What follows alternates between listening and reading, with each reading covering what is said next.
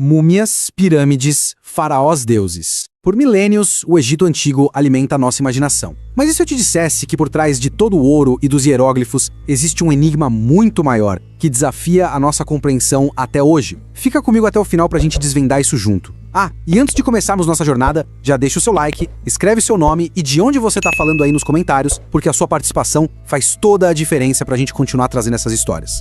A grande questão é essa: como é que uma civilização não só conseguiu sobreviver, mas prosperar por 3.000 anos, bem no meio de um dos desertos mais implacáveis do mundo?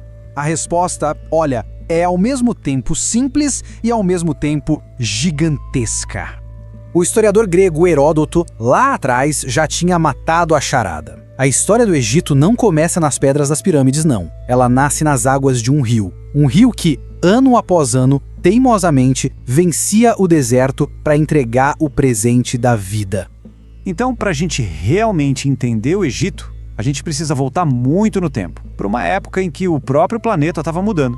E essa mudança forçou um povo a encontrar seu destino ali, nas margens férteis do Nilo. Pode parecer inacreditável hoje, mas é verdade. Onde hoje a gente só vê areia, o deserto do Saara já foi uma savana verdinha, cheia de vida. Só que aí uma mudança climática brutal transformou tudo em deserto e não deu outra. Empurrou os povos que viviam ali para a única fonte de água e esperança que restava, o grandioso rio Nilo. E claro, essa união não aconteceu do dia para a noite. Demorou milênios. Primeiro, pequenas comunidades foram se formando, as províncias, que eles chamavam de nomos.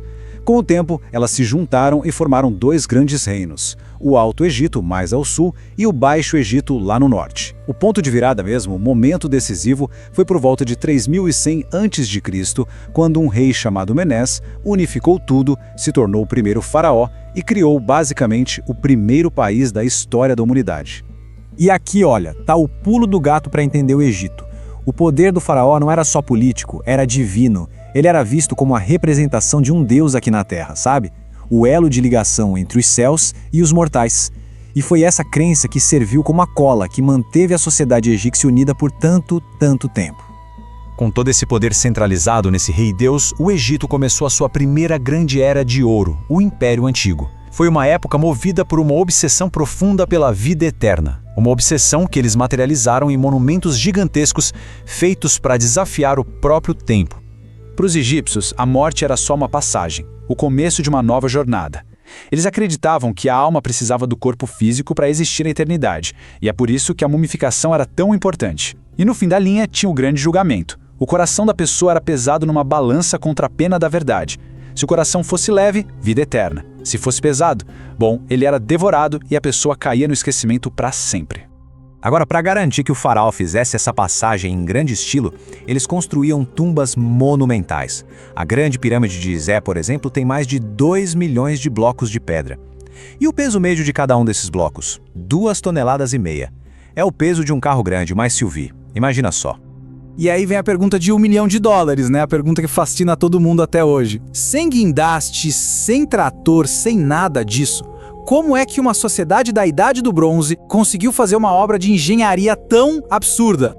As teorias são fascinantes. A mais aceita hoje em dia fala sobre rampas gigantescas e trenós de madeira que deslizavam sobre areia molhada para diminuir o atrito. Outras teorias, mais ousadas, sugerem até um sistema de canais internos que usava a força da água para levantar os blocos. Seja como for, foi uma demonstração inacreditável de organização, de engenharia e, claro, de poder humano. Depois de um período de crise, o Egito não apenas se reergueu, como voltou mais forte do que nunca. A gente entra agora no Império Novo, o auge do poder, da riqueza. Uma era em que os faraós não queriam mais só se defender, eles queriam conquistar. A história do Egito é feita de ciclos, de altos e baixos. Essa linha do tempo mostra bem isso. Grandes eras de poder, os impérios, que eram interrompidas por períodos de caos. E de todos os picos de glória, o Império Novo foi, sem a menor dúvida, o mais espetacular de todos. E o que foi que mudou o jogo? Uma invasão. Durante um desses períodos de crise, um povo vindo da Ásia, os Hyksos, invadiu e dominou uma parte do Egito. Depois de finalmente expulsar os invasores, os faraós aprenderam uma lição importantíssima. A melhor defesa é o ataque. Eles criaram um exército profissional e partiram para cima, conquistando terras que iam da África até o Oriente Médio. Essa foi a era dos faraós superstars, cujos nomes a gente conhece até hoje. Tinham Akhenaton, o revolucionário que tentou mudar a religião de um povo inteiro. O filho dele, Tutankhamon, que ficou famoso pelo tesouro incrível encontrado intacto em sua tumba. E claro, Ramsés II, o Grande, que espalhou templos colossais por todo o Egito para mostrar o seu poder. Mas, como a gente sabe, nenhum império dura para sempre. Depois do auge do Império Novo, o Egito entrou num declínio longo, lento e inevitável. A Era de Ouro tinha acabado, e o que veio depois foram séculos de luta contra novas potências que surgiam no mundo. Foi quase como uma morte por 1000 cortes. O Egito, agora enfraquecido, virou alvo fácil. Primeiro vieram os líbios e os núbios, depois os terríveis assírios, seguidos pelo gigantesco Império Persa. E a cada nova invasão, a identidade e a independência do Egito iam se perdendo um pouco mais. O golpe final veio com Alexandre, o Grande. Os egípcios, já cansados do domínio persa, receberam o conquistador grego como um herói, um libertador. Mal sabiam eles que estavam só trocando um mestre estrangeiro por outro. Com a morte de Alexandre, um de seus generais, Ptolomeu, assumiu o poder e deu início a uma dinastia de faraós gregos que duraria quase 300 anos. A última dessa dinastia foi, talvez, a mais famosa de todas, Cleópatra. Uma mulher brilhante e poderosa que jogou o perigoso jogo da política romana, se aliando a Júlio César e a Marco Antônio numa tentativa desesperada de salvar seu reino. Mas com a derrota dela, o Egito dos faraós morreu de vez. Deixou de ser um império para se tornar basicamente a fazenda de Roma, o celeiro que alimentava seus conquistadores. O poder político do Egito acabou ali, mas o seu legado cultural, esse é imortal. Os deuses com cabeça de animal, a escrita misteriosa, as pirâmides, tudo isso continua vivo nos filmes, nos livros, na nossa imaginação.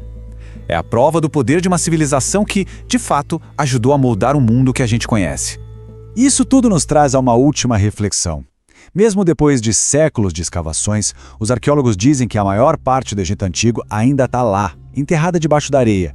Todo ano, novas tumbas, novos templos são descobertos. E isso faz a gente pensar: que outros segredos, que outros mistérios incríveis o deserto do Egito ainda está guardando pra gente? E você, o que achou dessa viagem? Comenta aqui embaixo sua opinião e, claro, não se esquece de deixar aquele like e se inscrever no canal para fortalecer e a gente continuar explorando essas histórias juntos.